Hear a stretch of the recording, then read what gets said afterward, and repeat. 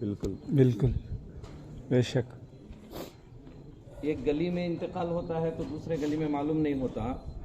حالانکہ کچھ پڑھے لکھے نہیں تھے، بھولے بھالے تھے، مخلص تھے، سیدھے سادے تھے، بے شک. سنجیدہ مزاج تھے، لیکن آج پورے ملک کے اندر کوئی مسجد ایسی نہیں ہے جن میں حضرت کے ساتھ جن کے لیے دعائیں مغفرت ہو رہی ہے.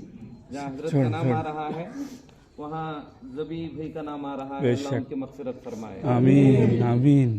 کوئی مدرسہ ایسا نہیں ہے جہاں پر جن کے لیے مغفرت کی دعا نہ ہو رہی ہو.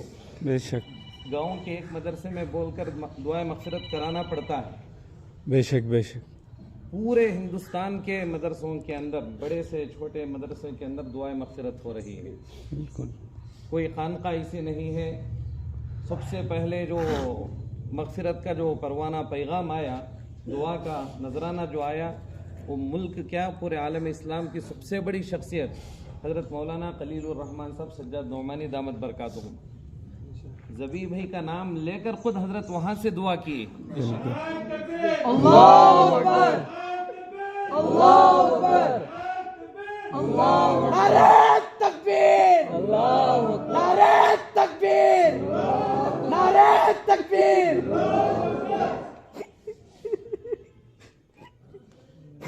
دوسرا فائدہ اس کا یہ ہے کہ دیکھیے خود ان کے بیٹے کو حافظ قرآن بنا رہے ہیں، بے شک. ان کے بھانجے یہاں پر نماز جنازہ پڑھانے کے لیے کھڑے ہوئے ہیں. اس سے بڑھ کر اور کیا ان کی مغفرت کی دلیل ہم چاہیں؟ یہ ایسا جنازہ ہے کہ اگر ہم شرکت کر لیے تو ہماری مغفرت ہے. بے شک. بالکل. زندگی ایسے بنا زندہ رہے دلشاد تو نہ رہے دنیا میں، دنیا کو یاد آئے تو.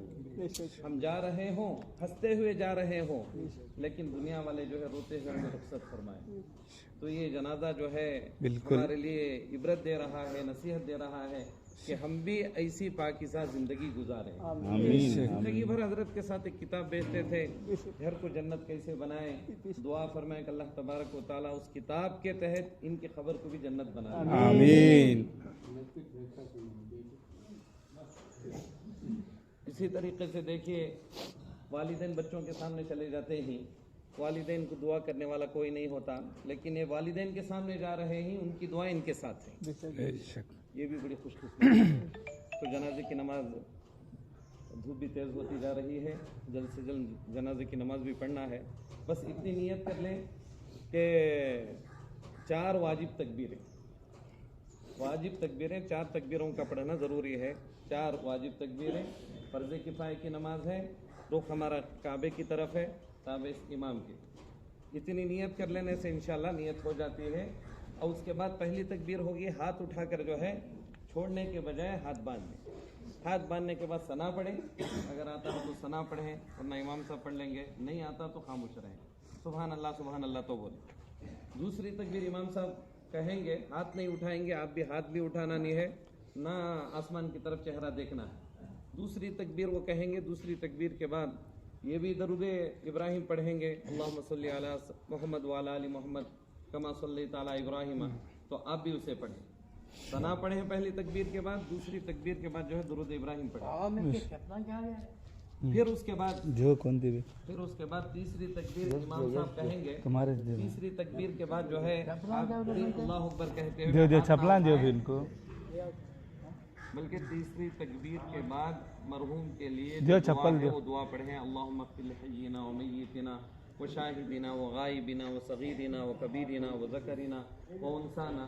یہ دعا آ رہی ہے، دعا پڑھیں. نئے قرآن کریم کی ایک آیت ہے، ربنا اغفر لنا ولاخواننا الذین سبقونا بالایمان ولا تجعل فی قلوبنا غلا للذین آمنوا ربنا انک رؤوف رحیم. یہ بھی نہیں آتا، ربنا آتنا بھی پڑھ سکتے ہیں. وہ بھی نہیں آتا، انشاءاللہ امام صاحب آپ کی طرف سے امام بنے ہی. اس طریقے سے نماز ادا کریں، دل ہی دل میں مرحوم کے لیے دعا مغفرت فرماتے رہیں، اور ساتھ ساتھ اللہ تعالیٰ جس شخصیت کی وجہ سے ان کو مقبولیت دیا ہے ان کی صحت کے لیے بھی دعا فرمائیں. بے شک. آمین. اور اسی طریقے سے حادثہ یہاں سے 700 کلومیٹر دور ہوا ہے. ہمارے وہ نوجوان جو اپنے کاروبار کو حضرت کی محبت میں جو آگے پیچھے کر کر دن رات ایک کر کے یہاں پر پہنچے ہیں، اللہ تعالیٰ ان کی جوانیوں کو اللہ اسلام کے لیے، ایمان کے لیے قبول فرمائے. آمین.